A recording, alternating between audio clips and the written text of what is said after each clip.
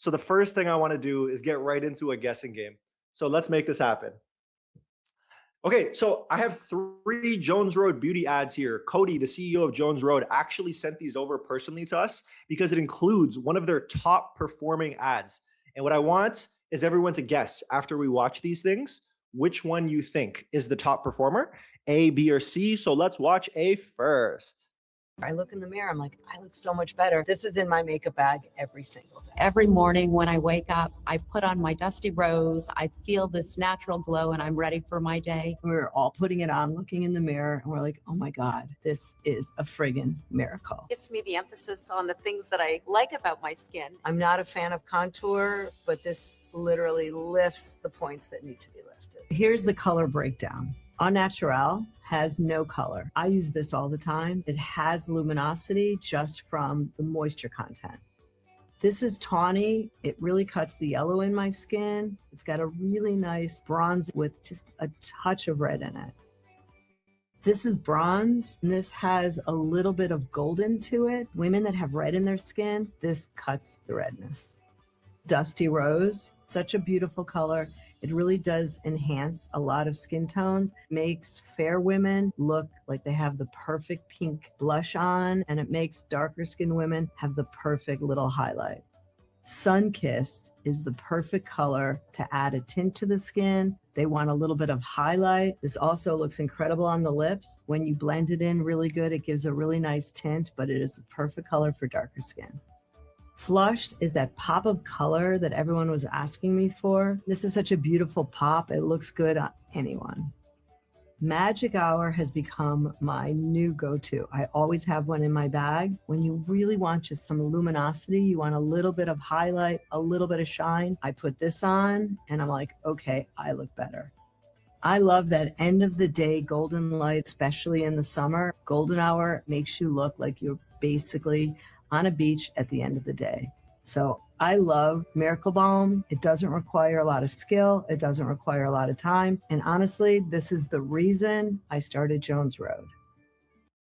Okay, two things before we watch B. First thing, I love everyone jumping in the chat, sharing their opinion now. Like, oh my gosh, this is so long. What's happening? And then the second thing is hearing Bobby Brown say friggin' is my favorite thing. So let's watch B now.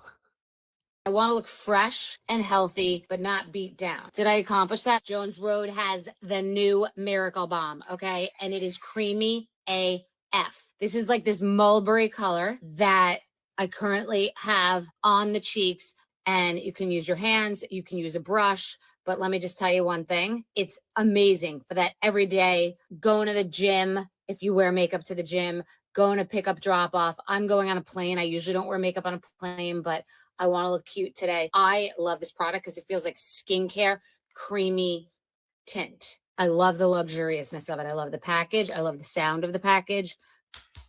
I love it. You're welcome. The chat is my favorite freaking thing. Okay, let's watch C.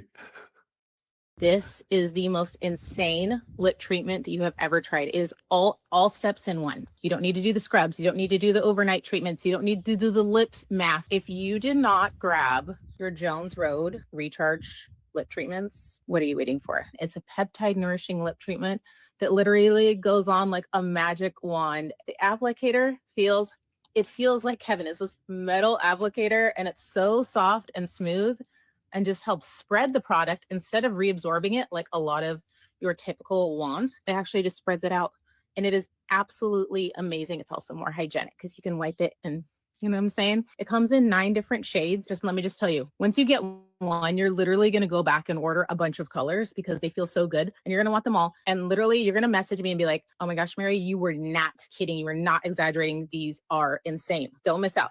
Not sticky, not tacky, amazing. Okay, everyone, this is controversial. I'm seeing so much commentary, but what do we think? Throw those guesses into the chat. We've seen all of them now.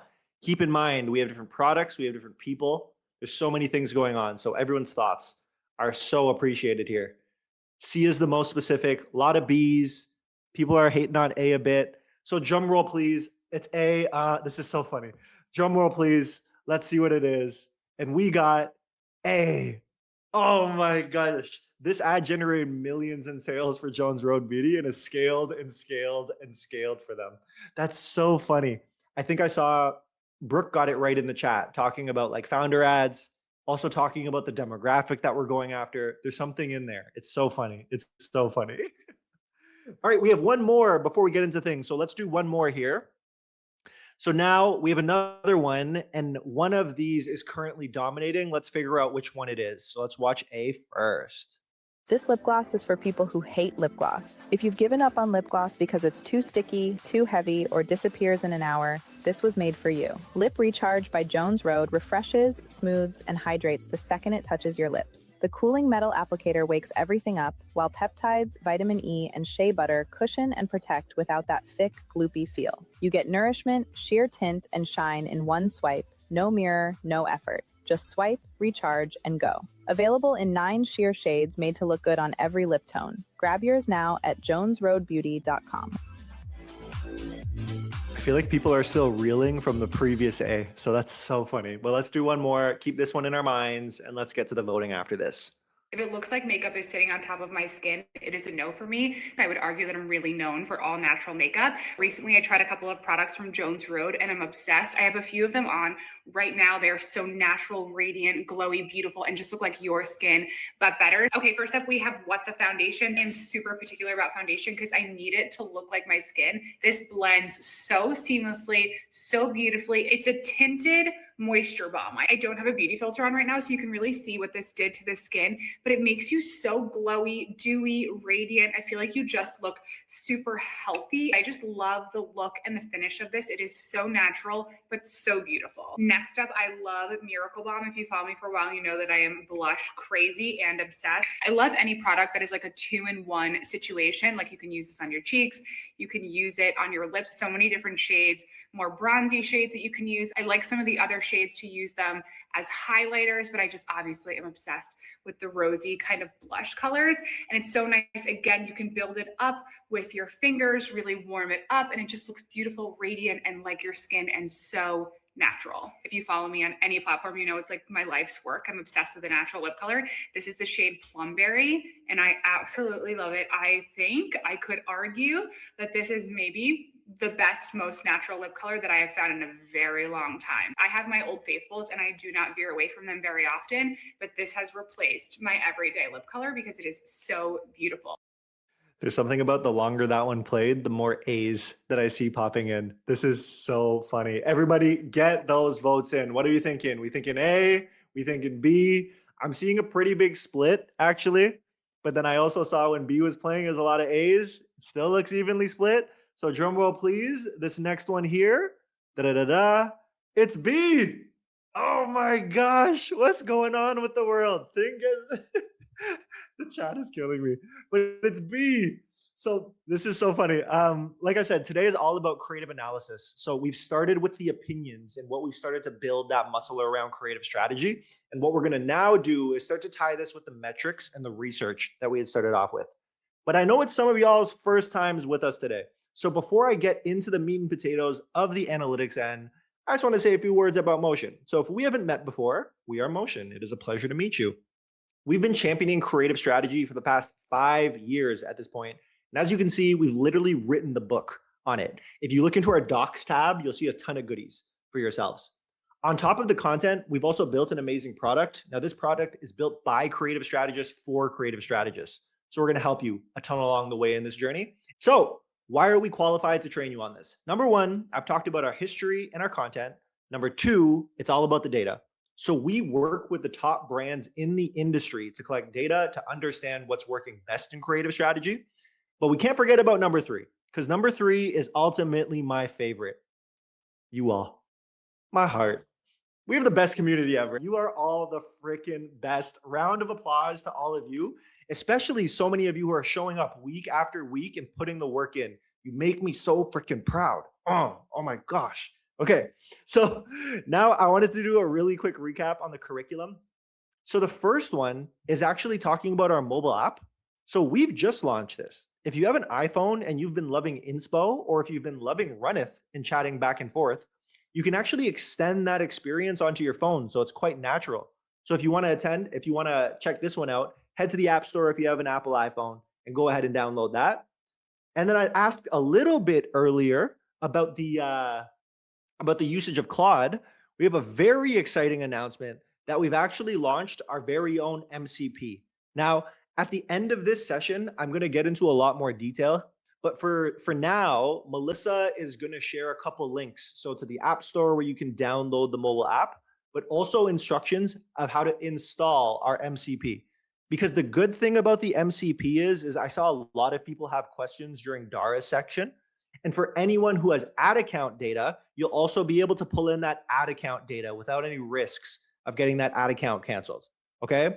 Now I'm going to get into a lot more detail later, but I want you all to have a head start while you're listening in the background. Just go ahead and download the mobile app and install the MCP so you're in a really good state. Okay. Fantastic. So we've made it through our updates. Now I wanted to do a really quick recap of how we even got here. So to kick us off, I just wanted to remind everyone that direct response is everything. So I was thinking back to Will's presentation last week and some of the comments around AI ads and how AI ads are being like torn down in the comments. And then what that got me thinking about is like, I know we all have a ton of baggage that we bring to our work. And the interesting thing that I wanted to call out with direct response being everything is that if something works with your intended audience, do it. Like it's kind of that simple because you're understanding what your audience wants there. So being a great creative strategist ultimately means that your job is to understand your customers the best, how to talk to them, what to show them, all that good stuff. And all of this is developed through the research that we have initially conducted. And since we're here today to talk about analytics, what I really wanted to call out is that the analytics are the proof that you understand your customers the best. So that's how the story really starts to come together. Now, what I love is that I was thinking back to Dara's presentation, and she had a really great slide from her presentation that actually outlined how direct response is everything and that creative strategists understand their customers the best. And the slide that she had was this one. So basically, when I'm talking about understanding your customers the best, the goal is to get here in what you see, to this very point.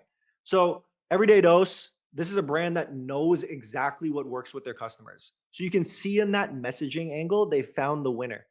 Poop every day, every pooping day, pooping every day. But they found what works. And then you can see that consistently throughout every creative. And then what they've done on top of that direct response messaging that speaks exactly to the intended audience the way that they want to, what they've done is they've mixed it up and maxed out how many different visual formats that they're able to do. So here's how I want to challenge everybody today, okay? So the big thing for me is that anyone can be told to look at a dashboard in a specific way. That's anybody. But what I want to do is shift the philosophy from this state, so of consuming dashboards, reporting what happened, and just being a consumer, which is being passive. I want to change that mentality of passive consumption to acting like a detective that can form an independent analytical perspective. Okay, down for this, everybody? That's the place that we want to get to.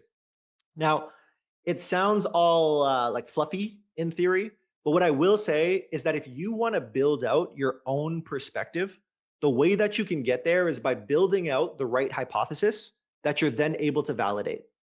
So what I always say here is that every ad is ultimately a hypothesis. What do you want to learn? And those hypotheses can happen at 3 different levels. And we spoke about these levels in our very first session that you would have had with me. So that's where we're talking about the org, the team, and the individual level. Now, when we're thinking about these hypotheses at the individual level, this is where you're talking about individual ads.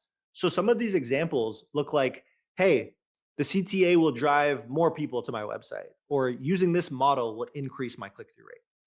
But then if you're thinking about a team level hypothesis, what you're starting to think about is like, if I add more creatives to this product, it'll drive more sales. Hey, creator ads will actually outperform perform our internal ads. Like, can I actually validate these things to be true? Yes or no? And then at the org level, the types of hypotheses you're making look something like this. You're starting to say, hey, which products does it make sense to spend our dollars on? And what's the offering that makes the most sense? Or do we adjust how we measure the performance of our ads because of the cost structure and like so the fixed and the variable costs that it takes to ultimately produce what we are offering to the world?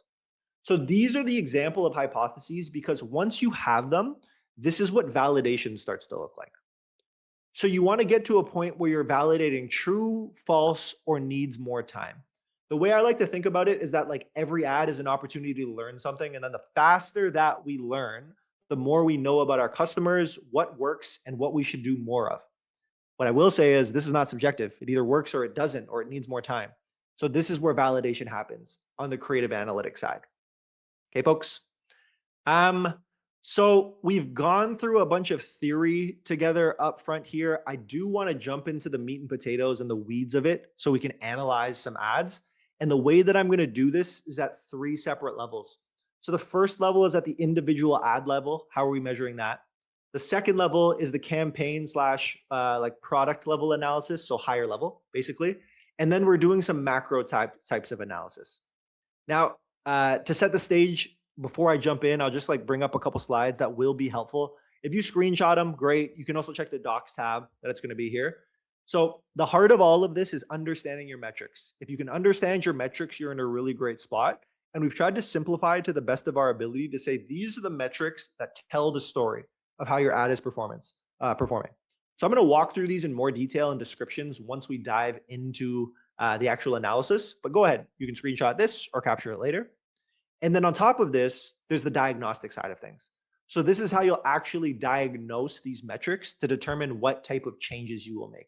Like I said, we're going to jump into a bunch of examples in a second here. Okay. Fantastic. So let me go ahead and share my screen with you all now so I can go ahead and walk through the individual type of analysis. Okay, folks? I'm a little bit behind on the chat. So if there's anything super important, let me know. Try to get my attention. Also realizing your boy needs a haircut. Jeez, got to come back to life. Okay. All right, fantastic. Just to confirm, can everybody see where it says top ads right at the top of my screen here? We good? We good? Yes, fantastico. You all are the best. Thank you very much. Everyone jumps in with a million yeses. You know how this goes. So the first thing that I wanted to talk about were some of these metrics that you want to start to understand and how you can set the stage for you to start conducting analysis. So I'm not sure if everyone was around, but there was a session when I talked higher level about like funnels and understanding ads. I'm going to assume that you listened to that, but if not, hang around at the end and we can get into that in more detail. Because the first thing that I wanted to call out when you're conducting your analysis is that you want to go ahead and focus on a specific stage of funnel that you're running ads against. So what I mean there is you'll notice that I'm saying that I'm only focusing on my prospecting and not my retargeting. So just for quick definitions, prospecting is targeting anyone who has not been to your website before or within a certain time period. Whereas retargeting is looking at anyone who has interacted with you in a set time frame. So this prospecting is more cold audiences. And those are the people we want to draw back to us. Once we've set the stage to be able to conduct that type of analysis quite well, so only looking at cold ads, the other thing here is now actually getting into the metrics. So I've simplified the crap out of it. I've actually tried to make it very similar to what it looked like in that slide that I had. But you can see here that the metrics that I've pulled up are spend, first frame retention, Thumbstop, and the list continues.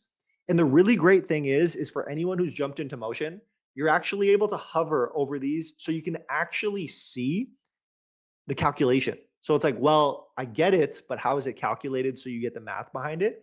Really easy to make that happen. So let's chat through each of these metrics first before we start conducting that analysis and making decisions. If anybody has any questions, I can't see the event chat all that well because of the pin piece. So I'll try my best to capture them along the way. But I'll also be looking at the Slack channel and things that pop up there. Okay. Okay. Fantastic. Yeah, I'm struggling a little bit there. So if we talk through the metrics, the first thing is about spend. So what spend is that you're really leaning into Meta's algorithm, because if you're able to successfully spend dollars on an ad, what that means is that Meta has deemed that ad as relevant to an intended audience. So you're literally able to say like, yes, this deserves to spend money towards that audience. So what you're looking for is you're looking for ads that have actually accumulated quite a bit of spend while also hitting your goal metric. So that's the spend side of things. If we continue through and we actually jump to the bottom really quickly, I had mentioned goal metric. So in our case at Motion, what we call it is like a form fallback. So it's like who filled out a form. But if you're working with a D2C brand, that might be something like a cost per purchase, or you're looking at a return on ad spend. Or if you're a SaaS company, you are looking at the cost per appointment booked, or how much did it cost to generate a lead, essentially. So your bottom line metric is really important because it contextualizes everything else. If we spent $20,000 on an ad and this cost per form fillback was $100, wouldn't have been smart and wouldn't have been successful ultimately. What we want to do is balance how we analyze these two together, and I'll get into more concrete examples in a bit. Now, if we look at everything in between, this is starting to give us engagement metric insights into how we can actually evaluate creative to say if it has the leading indicators of being successful or not. So what the first frame retention here is measuring is it's basically measuring your thumbnail, or it's measuring how likely is it that someone even starts your video or scrolls on past. Because what we have to remember is that people can either stop to watch your video or they continue on scrolling. And what this first frame retention does really well is think about yourself scrolling through your social media feeds.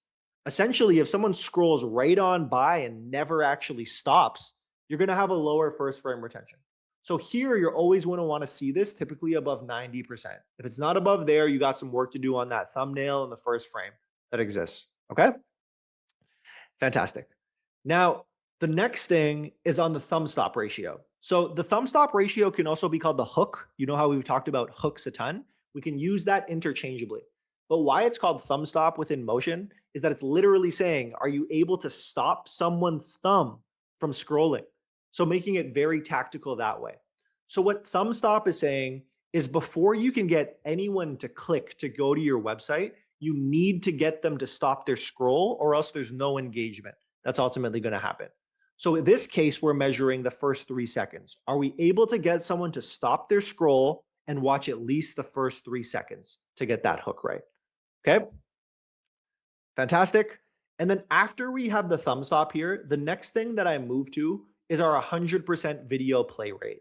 Now, what this is looking at is if we have a video asset, typically what we want to see is we want to see that most people are watching that video to completion. So are they then saying, not only have I stopped in the first 3 seconds, but I've gone ahead and I've actually watched the entire video. So making that happen. And then finally, on the click-through rate wise, this is making sure that people are now not only watching and engaging with your creative, but then clicking and going to your intended destination. Now, I'm seeing a lot of questions pop up of the difference between first frame retention and Thumbstop ratio here. So Thumbstop ratio, that measurement is specifically 3 seconds. So are people watching at least 3 seconds of your video? Because here's the thing, someone might watch 1 second and say, peace, like this one isn't for me. And then that's not a win. We want to capture that attention for meaningful time, and meaningful time up front to stop the scroll, we define as 3 seconds. And then what first frame retention is looking at is it's basically looking at, has anyone actually even started the video? Or did they just keep on scrolling because the thumbnail wasn't interesting, the first thing they saw wasn't interesting, it didn't match up?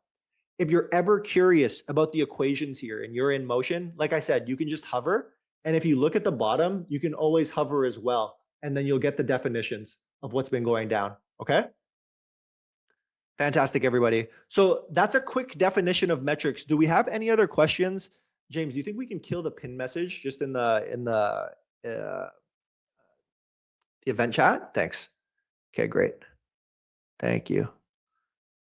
Lance says people's attention spans are limited. It's disgusting these days. It's culture. Everything changes over time. You know what I mean? So it's culture. Everything changes over time. I saw another question from Christopher. Christopher asked, what is a good Thumbstop ratio? So there's industry benchmarks. I actually suggest checking out our benchmark report or interacting with Runneth within Motion to ask about the benchmarks. We can talk about that later in deeper examples. But Christopher, as an immediate response, I actually encourage you to anchor against your own account first.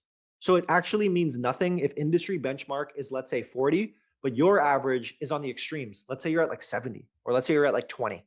The industry benchmark doesn't even matter first. It's like, how do you get yourself to compete against yourself and move up the chain? But there's a lot of works that you can do there. And then roughly, let me know if I pronounced that correct, but basically roughly asks, is this able to be transferable to organic? Here and there. So video metrics you can get, yes. So you can look at the watch times. But what you're not going to get is as detailed bottom line metrics. So like I was talking about on the return on ad spend, cost per acquisition, cost per form fallback. That's not always going to be there because it's a little bit more murky. Okay. Okay. And then Laura asks, is it always 3 seconds or can that be defined per project? Really great question. It's typically for platform. So with Meta, best practice is 3 seconds. That's the available data that they send back. And I think it's a really good middle ground. If you're looking at TikTok, you have 2 options. You can play with 2 seconds or 6 seconds. But a lot of the times this is determined by the platforms. So Laura, sorry, there's a weird way of answering. It's like, it's the data we get back. So you're not always able to define, oh, I want to see 4 seconds. It's like, no, you might not have that detail of data. You can do some mathing, but it's usually just related to the metrics we get back. Okay. Amazing. And then finally, because I think then I'll move forward to the analysis, but Angie asks a really great question. Angie says, should number of sales be a crucial metric to evaluate?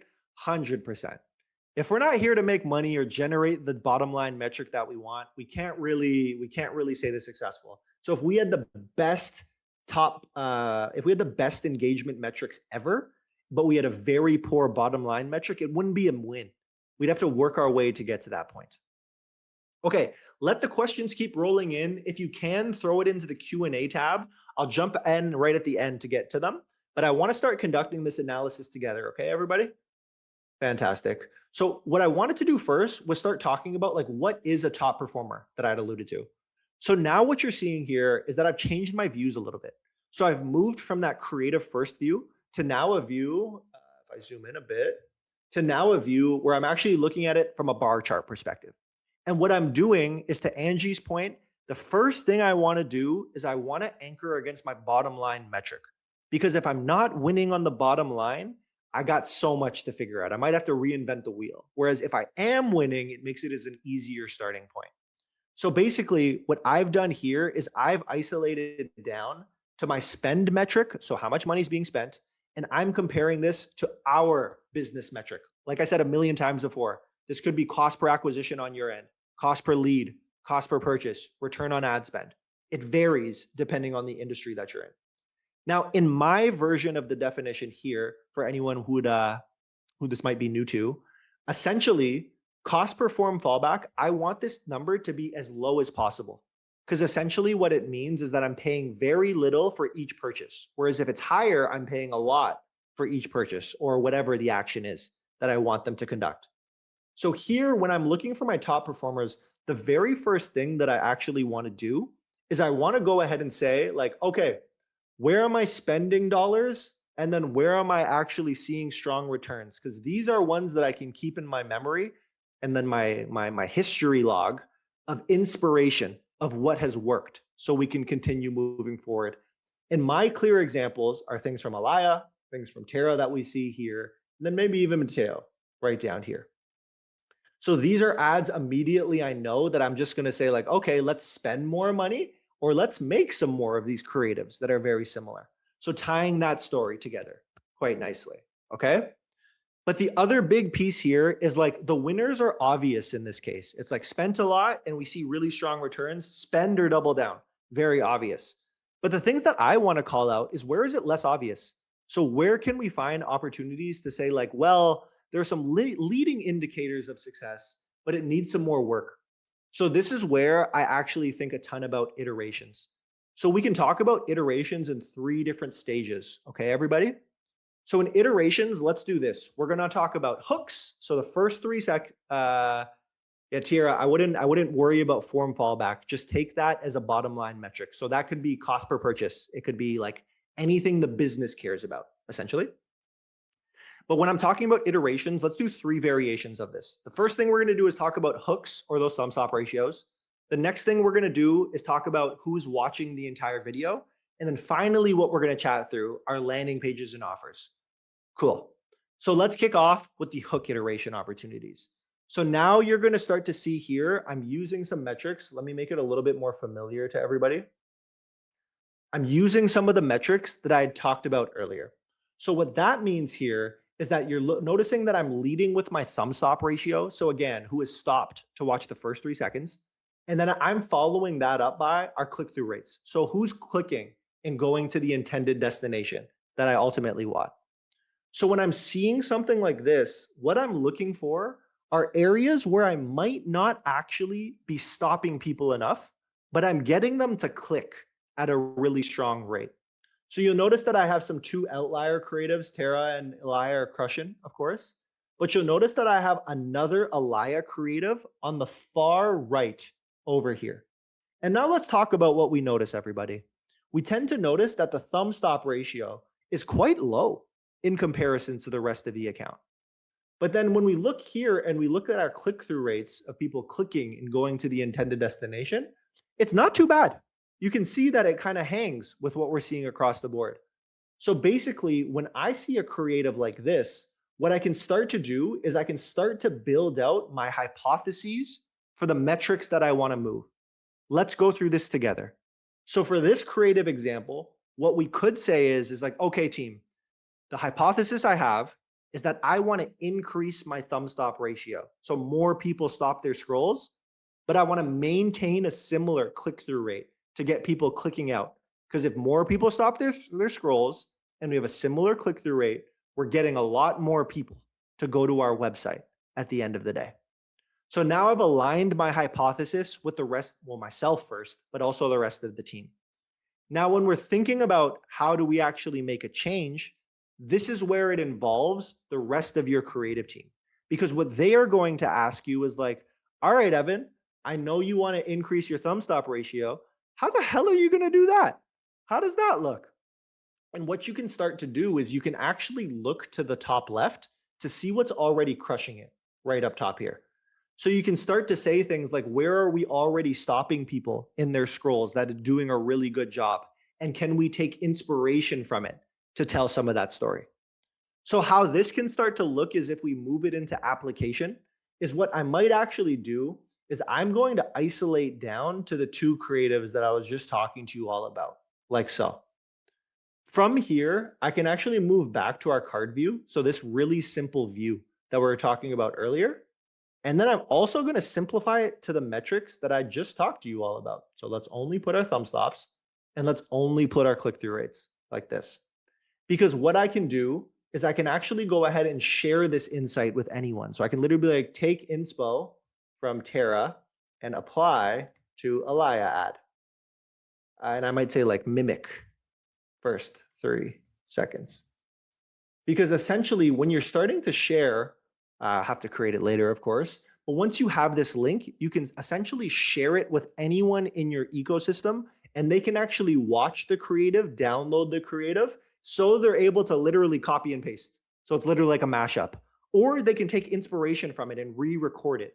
But the end goal is, and what you're trying to validate, is if you change that first 3 seconds, are you able to get someone to stop their scroll more?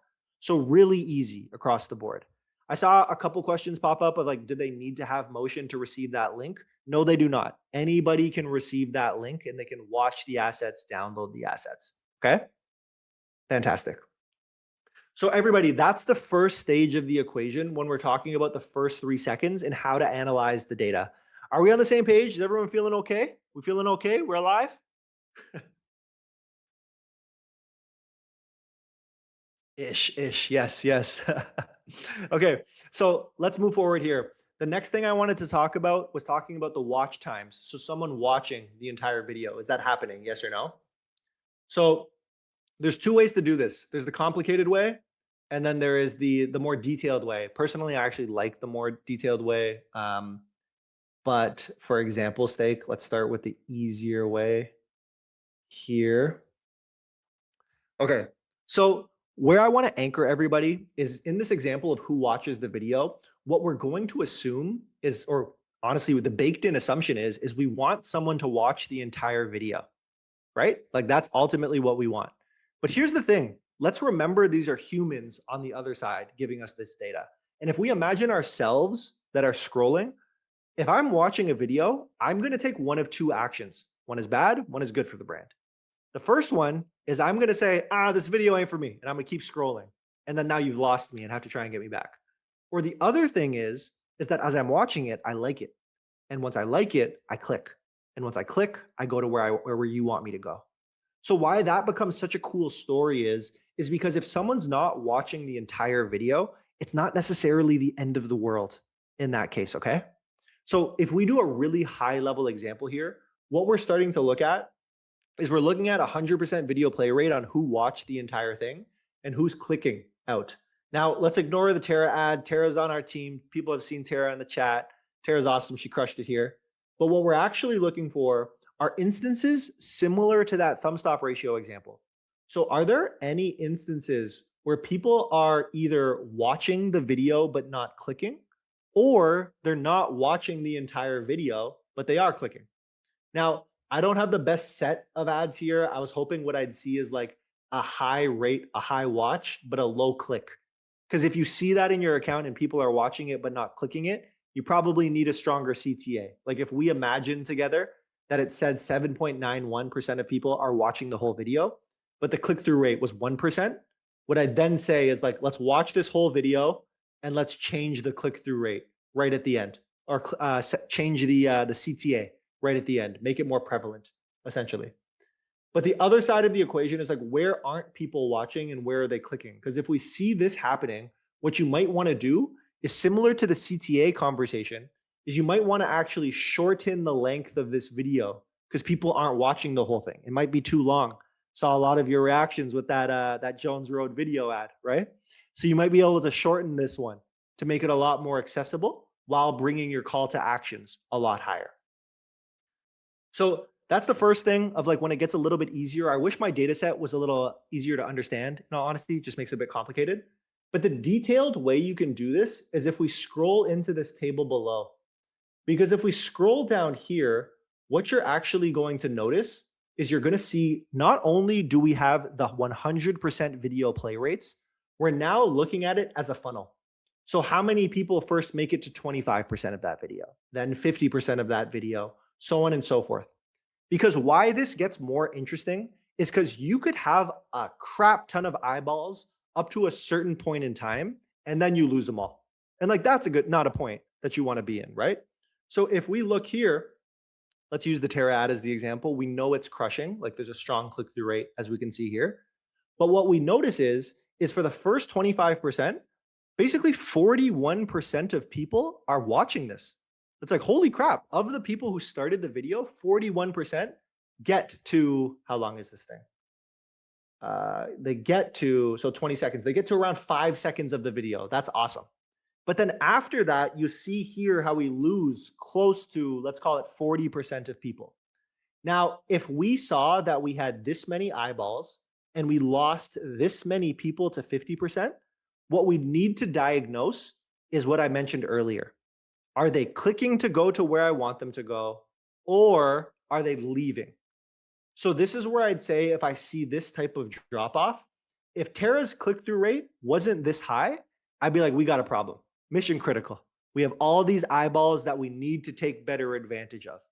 But the thing is with Tara's ad, we know a lot of people are clicking on it. So these people dropping, I can actually make a strong correlation that they are going to where I want them to go. So there aren't actually any changes made. Okay, everybody. So that's the analysis on like when we're talking about like iterations within the creative, and we'd alluded to some of these a little bit before. Okay, amazing. So the next part of these, Lizzie asks, can you play each of these? Yeah, we can watch one. Let's watch Tara's ad. Oh, that was a visual hook. This is a visual hook. Grabbing the phone out of the garbage. Visual hook. Anything I see in the first 3 seconds of the video is the visual hook. Make your hooks better. Make your content better. Get the full list of hooks you can use right now in Motion's free top hooks guide for 2026. Click below to get it before it goes viral. Killed it. So that's the first one. And then the Elia one, we can watch it. Let's do it. Your hooks suck.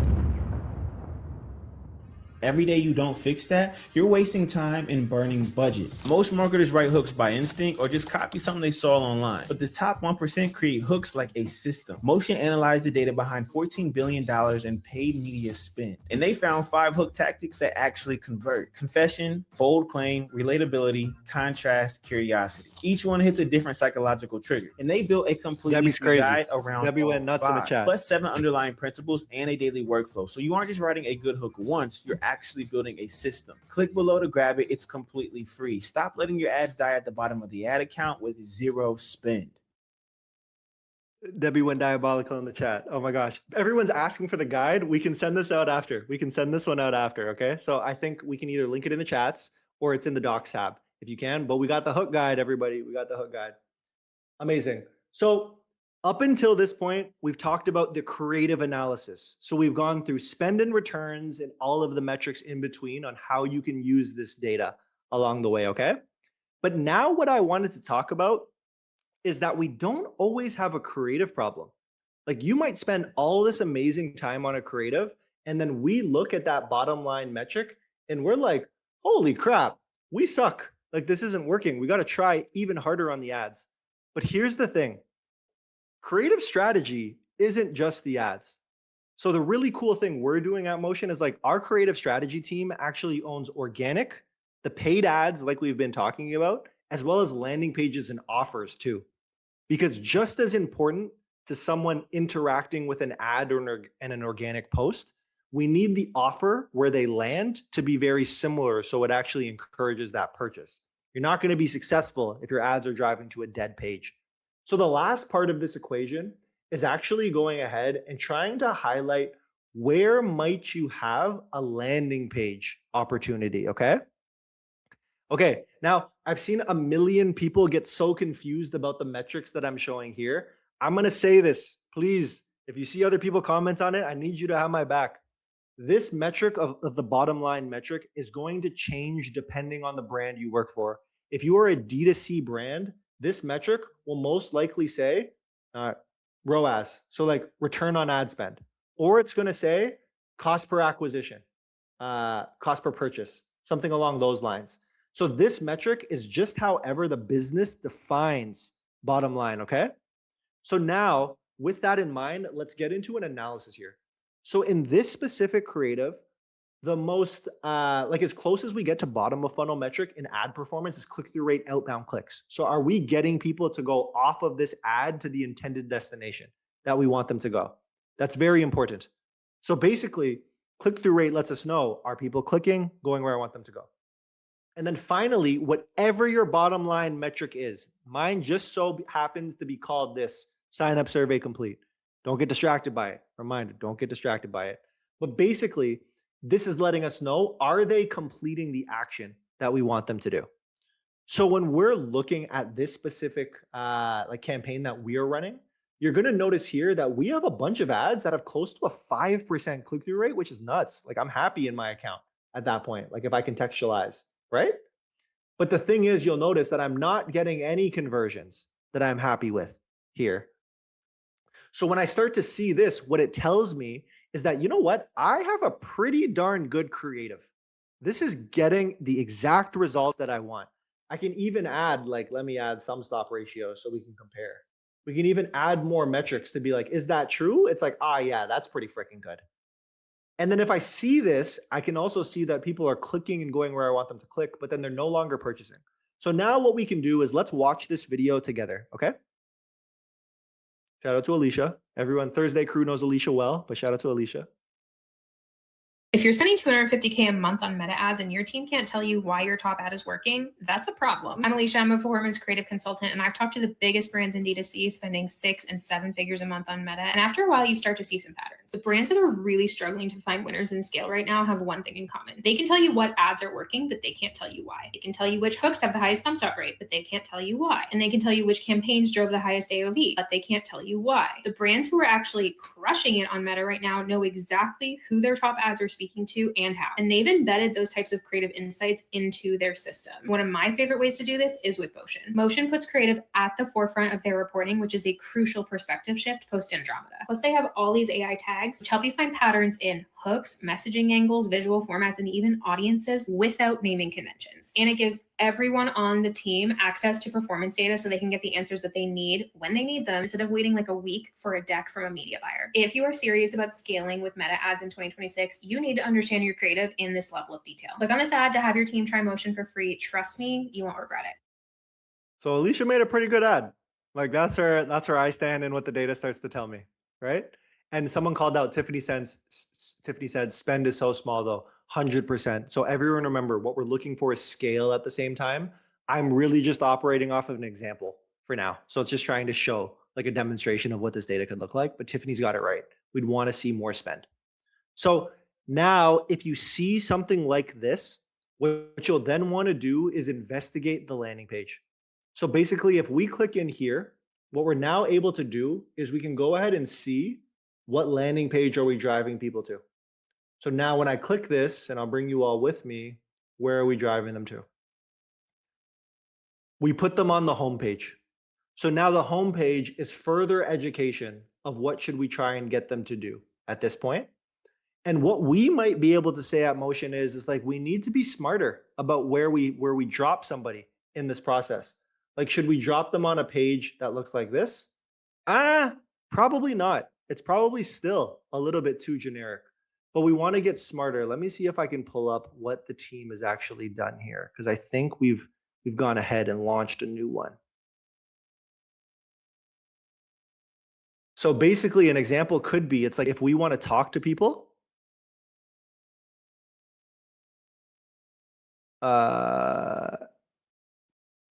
am I not reading someone's message? Sorry, I'm reading the chat at the same time. So basically in this one, it's like we start to change the headlines of stop guessing why your ads are winning or losing.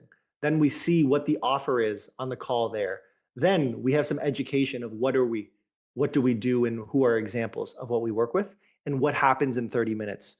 So it's trying to create a scenario where everything is linked. So we're basically saying like, does the creative, because it's working in terms of engagement, link well with the landing page? So this is the final step of the equation, everybody. I want you to go ahead and not only analyze how that ad is performing, but also tying out to the actual landing page performance and if it needs some work there, okay? Amazing, amazing, amazing, amazing. Okay, so I've gone through a bunch of individual ad analysis. It's like we've talked about these individual ads. The next thing that I want to do here is I want to shift gears a bit and take a step back. So I want to talk about a higher level analysis that probably team level and org level people will care about, similar to the type of hypotheses that I had introduced earlier. So where's the right place to start? So far, we've lived in a world where we're looking at the exact creative. What I want to do is pull us out a little bit. So if I jump in here, what I'm now looking at is a product comparison, let's say. So here you can actually see how, that's not working, but you can see how I've now taken a step back and we can see that I have a product that's creative insights, AI tagging, highlights, multiple products, all that stuff. And you can basically see that I've gone ahead and I've grouped all of the ads within that specific creative into a certain bucket. This lets me build higher level hypotheses to determine what to do next. Let's talk about an example here.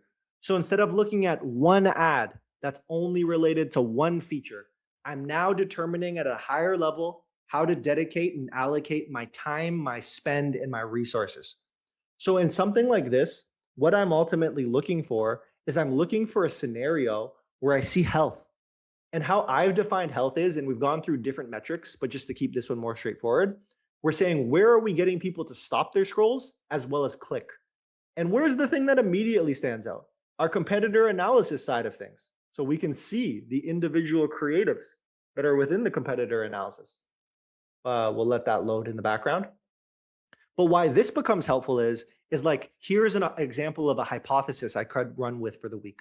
So for the next week, what I want to do is I actually want to spend more money on our competitor analysis product. And if we spend more money on the competitor analysis product, guess what? We should make more creatives to support that. And if we're all aligned that this is the goal for the week, essentially, if we want to spend more money, we need more creatives to support that spend. So that's where, like I was showing earlier, if you click in, you can actually see which creatives are doing quite a strong job of getting people to stop their scrolls and click. So now, similarly to what I'd shown before, you can use this as an example and send it to your team to literally say, well, okay, what creative's crushing it? Use this as an example as we populate more creatives into this specific bucket. So this gets super helpful primarily because like you were looking at it at a product level, but why it's so flexible is that you can also do this at a creator level. You can do this at a SKU level, whatever you want. So in our creator world, we can see like there's Tara, there's Sailway, there's Oren, everybody. So now we can compare like which creators do we want to spend our dollars against. I know we have a lot of creators who are in the house here. This is a really great way to earn your keep, like seeing how like creatives are honestly performing against influencers or others. I know, Alex, I got to make some ads for real, right? Jeez, you're catching me lacking, catching me lacking. So you can do it at that creator level. Now, the final thing, Elizabeth says, can we see the Sailway ad? We work with Sailway a ton, so there's a bunch to show. So let's let it load up a bit. Let's let it load up a bit.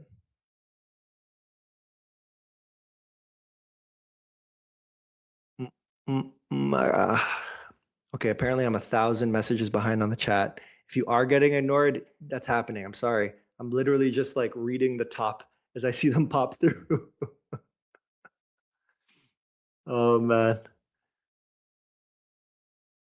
Okay, great. So you can see here, these are a bunch of Sailway stuffs. And if we click in, you can watch one together. 2026 trend predictions. We're going to see more products than ever completely crafted for social. Visually interesting skincare, branded eye patches, packaging so beautiful it just has to be shared. We'll see more brands than ever pouring resources into creators, whether that's rolling out employee-generated content programs, hiring creators in-house, or training their own leadership to become creators. The offline, online, offline loop. More brands than ever will be investing in in-person events and out-of-home campaigns to build trust, but they'll be specifically built for virality to push users back online and convert them there. Guys, if you really want to cut through the noise in 2026 and find out what all the biggest brands are going to be focusing on, do not miss Motion's 2026 Creative Trends event on December 18th. Motion is the leading creative analytics platform, and they're rounding up some of the top voices in social media, like Oren John, Elfried Samba, Dara Denny, and so much more. They're going to be dropping the trends that are going to rule social in 2026. Cultural movements and how they will shape content, direct response trends and how they're being rolled out at top-tier agencies, plus so much more. Tap below to register now. It is totally free and you do not want to miss this. Love. Yeah, I'm seeing people say the event was so good. There's a good question from Tina, says, how do we give creators freedom? I think like there's a bunch of creators here who can probably jump in these chats and provide their input, but I can get to that one at the end too, speaking from the brand side.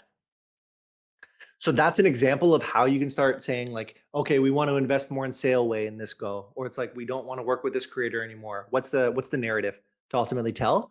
But there's a strong, instead of getting lost in the weeds of the exact creative, we're now stepping up a level in building those higher level of hypotheses.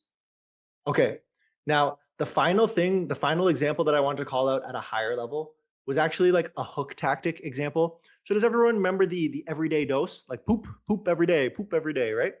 So basically, this one here is that we want to go ahead and be able to say like, okay, well, what hook tactic can we use quite well? Should I go through this now? This might be an example I can allude to later, but I'll see this one through and we'll course correct together, everybody. We're on this journey. We got this. So in this hook tactic one, essentially what we're looking for is similar messaging to seed, not everyday dose. Sorry about that. So to seed. So on the seed side of things of like the poop end, essentially what we're looking for is like which one of these are hitting so we can double down. It's like, relatability fire. Like I can click in and I can watch to see what's working within the relatability side. And you can also play with how you're grouping these together. So we can not only say hook tactic, but we can look at messaging themes. So it's like, do we see something like eliminate the guesswork and gain clarity? There's a lot more clarity that happens there. So this allows you to say like, well, if we want to tell a specific narrative this week and we think that's going to move the needle in our hypothesis building, how do we pick one? Well, we should compare them all against each other and then go ahead and do this. So that's a really strong example of making that happen. All right. Everybody, we've gone through granular creative insights. Now we've done some higher level stuff of being able to resource and take a step out of the weeds. How are we feeling? I want to keep this train going, but how are we feeling? Is there anything popping up? Any other questions? Ellie made those? Yo, that's so awesome. Oh my God. Poofy every day. Big ups to you. That's so big. That's so cool. That's so cool. Tanya says overwhelmed AF. Caroline says overwhelmed AF.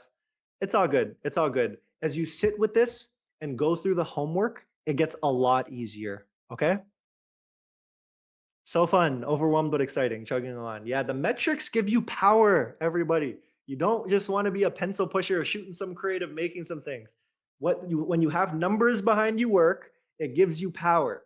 So that's why we're talking about the creative strategist role, direct response being everything. Like it's so freaking important. All right, so let's keep this let's keep this train moving. Debbie's going crazy. Someone has to talk to Debbie in the DMs. Okay, so let me go ahead and keep this thing pushing. Basically, what I wanted to talk through now is like higher level insights. So it's like, how do we take an even bigger step back to say like, are we doing a quarterly insight? Even weekly. So everyone's going to go from a white screen to a black screen really quickly. But what I first wanted to talk through was this idea of your weekly meetings or bi-weekly meetings. So we've talked a lot about hypotheses. We've talked a lot about the metrics we care about. I understand this is going to be overwhelming, but let's go ahead and get into it. Now, I'm realizing this is quite dark. Can everybody see this all right, where it says creative review, active hypotheses, and this type of stuff? Are we okay? We live in the dream? No, I know, I'm sorry. For anyone saying no, I am sorry. I actually don't know how to fix this. I think I am stuck. Need to turn too dark. Maybe we can try. I've magnified, and as I scroll through, does it get a little cleaner? Like maybe that's helpful. We won't need to get into individual metrics. I'm literally just going to go through like high level what the purpose of this is.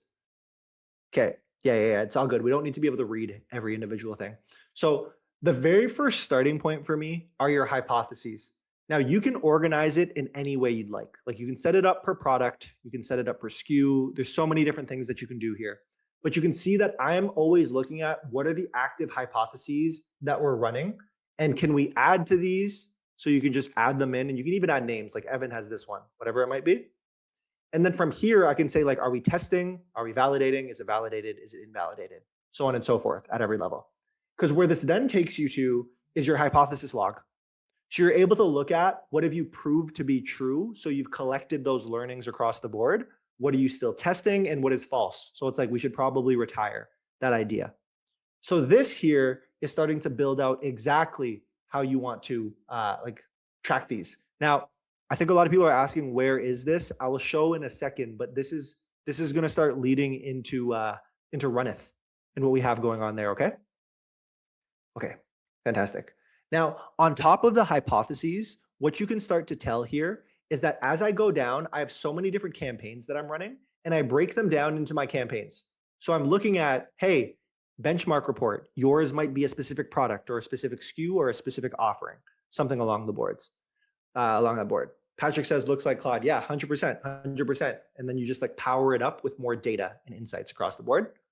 So basically, when I'm starting to look at this data, I start with my hypothesis. I get the highest level view of like what's working and where am I fatiguing, so we can align on the volume of creative that are needed in each bucket. Then I can get into the numbers. So it's literally diving in to be able to say like, okay, is this performing well? What's not doing well? What are the patterns?